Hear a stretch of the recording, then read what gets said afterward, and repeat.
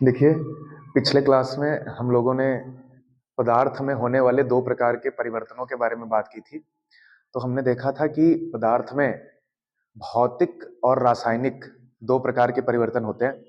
तो भौतिक परिवर्तन क्या होता है और रासायनिक परिवर्तन क्या होता है, इनके बारे में हम लोगों ने पिछले वीडियो में विस्तार पूर्वक बात की थी। तो जिसमें हमने ये देखा था कि जब किसी पदार्थ में ऐसा परिवर्तन हो जाए कि कोई नए प्रकार के पदार्थ का निर्माण हो जाए, अर्थात जब किसी पदार्थ के रासायनिक संगठन में परिवर्तन हो जाता है और एक नए प्रकार के पदार्थ का निर्माण होता है, तो ऐसा परिवर्तन रासायनिक परिवर्तन कहलाता है।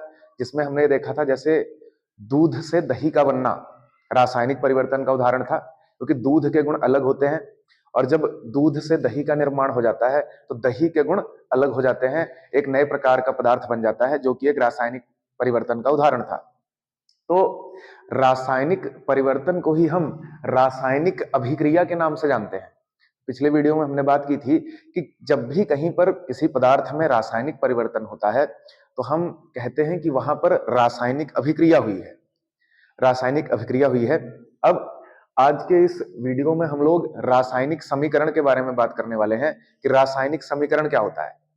तो जब किसी भी पदार्थ के अंदर कोई भी रासायनिक अभिक्रिया होती है तो उस रासायनिक अभिक्रिया को संक्षेप में व्यक्त करने के तरीके को रासायनिक समीकरण कहा जाता है।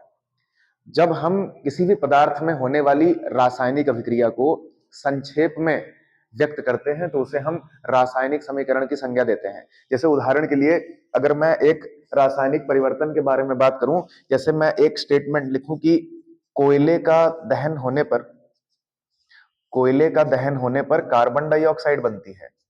कोयले का दहन होने पर कार्बन डाइऑक्साइड बनती है। कार्बन डाइऑक्साइड बनती है। देखिए, तो ये मैंने एक स्टेटमेंट लिखा कि कोयले का दहन होने पर कार्बन डाइऑक्साइड बनती है। तो जैसा कि आप जानते हो कि अगर आप कोयले को जलाएंगे तो कार्बन डाइऑक्साइड का काला काला धुआं निकलेगा और एक नए प्रकार के पदार्थ का निर्माण होगा और इस कार्बन डाइऑक्साइड के गुण कोयले के गुण से अलग रहेंगे। तो यह एक रासायनिक परिवर्तन का उदाहरण है या आप इसे एक रासायनिक अभिक्रिया कह सकते हो। अब या तो मैं इस रासायनिक अभिक्रिया को ऐसे लिखूं, कोयले का दहन होने पर कार्बन डाइऑक्साइड बनती है, या जब हम इसी रासायनिक अभिक्रिया को संक्षेप में व्यक्त कर देते हैं रासायनिक समीकरण की सहायता से, जब हम इसको लिख देते हैं तो हमारे समय की बचत होती है। तो किसी भी रासायनिक अभिक्रिया को संक्षेप में व्यक्त करने की विधि को रासायनिक समीकरण कहा जाता है। तो जब किसी रासायनिक अभिक्रिया में जो पदार्थ भाग लेते हैं उन पदार्थों के रासायनिक प्रतीकों और उन पदार्थों की भौतिक अवस्थाओं के द्वारा हम किसी रासायनिक अभिक्रिया को व्यक्त कर देते हैं तो उसे रासायनिक समीकरण कहा जाता है। और रासायनिक समीकरण जो होता है, इससे अभिक्रिया को संक्षेप में लिखने में सहायता मिलती है, किसी भी अभिक्रिया को याद रखने में हमें सहायता मिलती है। जैसे उदाहरण के तौर पर अगर मैं कोयले के दहन के रासायनिक परिवर्तन को रासायनिक समीकरण द्वारा लिखना चाहूं तो मैं किस प्रकार लिखूंगा। जैसे आपको पता है कोयले में कार्बन होता है, तो कोयले को कार्बन के द्वारा हम रिप्रेजेंट करेंगे और आप जानते हो कि कार्बन का जो प्रतीक होता है वो सी होता है। और दहन करने के लिए, किसी भी पदार्थ का दहन करने के लिए हमें ऑक्सीजन की आवश्यकता होती है। तो जब हम कोयले के दहन का रासायनिक समीकरण लिखते हैं तो हम क्या करते हैं, कार्बन प्लस ऑक्सीजन अभिक्रिया में जो पदार्थ आपस में अभिक्रिया करते हैं, जो पदार्थ आपस में अभिक्रिया करते हैं उनको हम अभिकारक कहते हैं। अभिकारक, अभिकारक और अभिकारक आपस में अभिक्रिया करके जिस नए पदार्थ का निर्माण करते हैं उसे उत्पाद कहा जाता है। जैसे अगर मैं कोयले के दहन के रासायनिक समीकरण को लिखता हूं तो कार्बन और ऑक्सीजन ये दोनों अभिकारक परस्पर अभिक्रिया करके कार्बन डाइऑक्साइड का निर्माण करते हैं। तो इसे लिखने का जो हमारा तरीका होता है, इसमें हम कोयले को सी सिंबल के द्वारा रिप्रेजेंट करते हैं और दहन करने के लिए हमें ऑक्सीजन चाहिए, ऑक्सीजन का सूत्र O2 होता है। तो कार्बन प्लस ऑक्सीजन ये दोनों पदार्थ आपस में अभिक्रिया करके कार्बन डाइऑक्साइड एक नए प्रकार के पदार्थ का निर्माण करते हैं। तो इस प्रकार कोयले के दहन को हम इस रासायनिक समीकरण के द्वारा व्यक्त करते हैं। अब इस रासायनिक समीकरण में हम जानते हैं कि रासायनिक समीकरण में एक तीर का प्रयोग किया जाता है। तीर के बाईं ओर लिखे हुए पदार्थों को हम अभिकारक कहते हैं, और अभिकारकों की परस्पर अभिक्रिया के द्वारा जो नए प्रकार का पदार्थ बनता है उसे हम उत्पाद कहते हैं, जिसे तीर के दाहिनी ओर लिखा जाता है।